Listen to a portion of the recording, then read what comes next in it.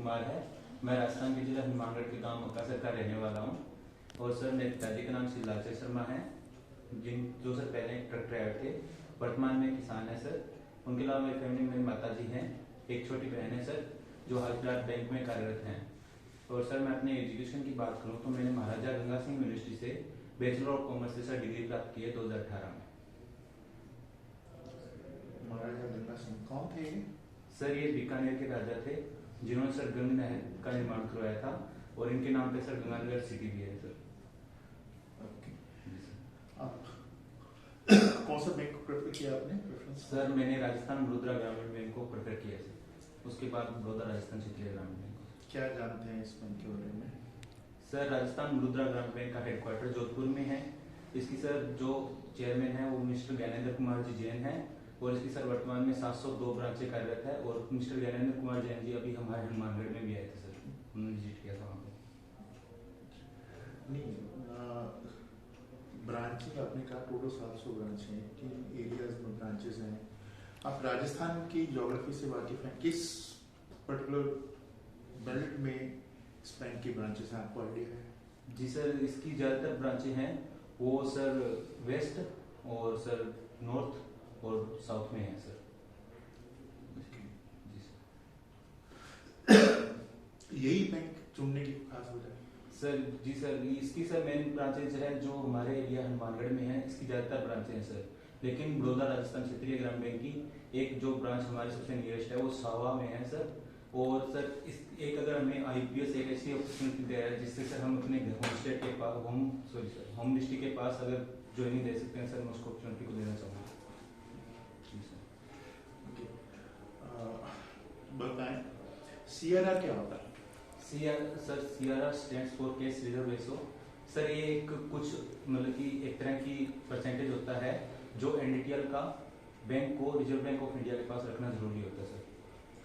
Repo rate और reverse repo rate के बारे में क्या जानते हो? सर रेपो रेट होती है, उसमें सर जो बैंक्स होते हैं वो शॉर्ट टर्म के लिए आरबीआई से लोन लेते हैं। और सर रिवर्स रेपो रेट होती है जो बैंक आरबीआई के पास पैसा रखता है सर, उस दर पे ब्याज मिलता है सर। क्यों इम्पोर्टेंट है ये? हम हर बार मॉनेटरी पॉलिसी में इनको रिव्यू करते हैं, तो क्या इम्पैक्ट होता है इसका? सर इससे जो इन्फ्लेशन है उसके लिए होता है। अगर मार्केट में पैसे की कमी है तो सर बैंक से है वो लोन देके पैसे को सर मार्केट में उपलब्ध करा सकते हैं। अगर पैसे की ज़्यादा है, इन्फ्लेशन ज़्यादा है मार्केट में, तो सर पैसे की कमी को लाने के लिए वापस से सर रेट को कम करके ब्याज को मतलब वापस से सर सेविंग अकाउंट्स और जमाओं पर ब्याज को बढ़ा के और पैसे को सर बैंक के थ्रू आरबीआई तक लिया जाता है। क्या ये सारी रेट्स है वो आरआरबी पे लागू होती है? जी सर, ये सभी रेट्स आरआरबी पे लागू होती है सर। ओके। जी सर। कब बना था पहला आरआरबी?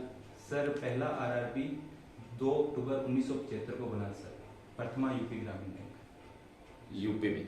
जी सर। ओके।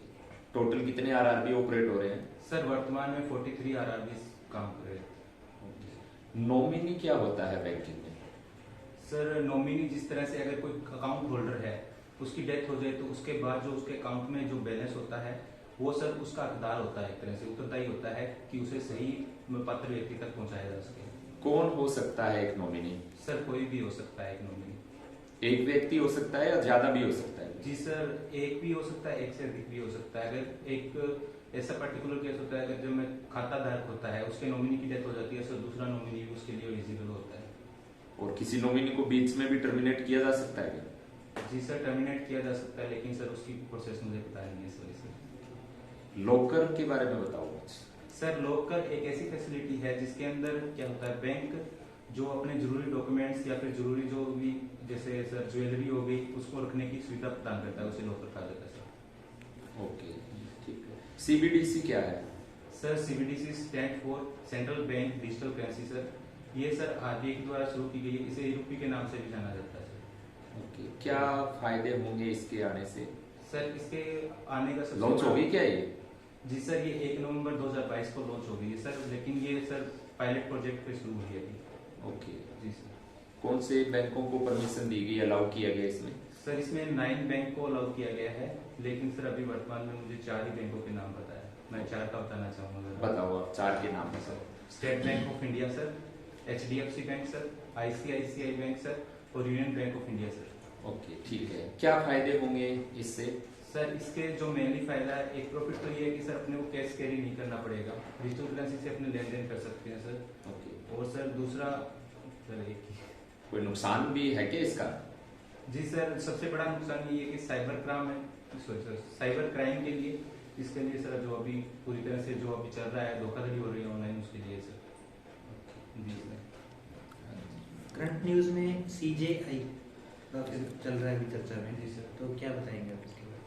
सर ये ऐसी न्यूज है जिसके अंदर की एक पिता के बाद एक पुत्र भी सीजीआई बने हैं हाल ही में। उनका नाम सर लास्ट का मुझे उनकी कास्ट पता है, मिस्टर डीवाई चंद्रचूड़ सर।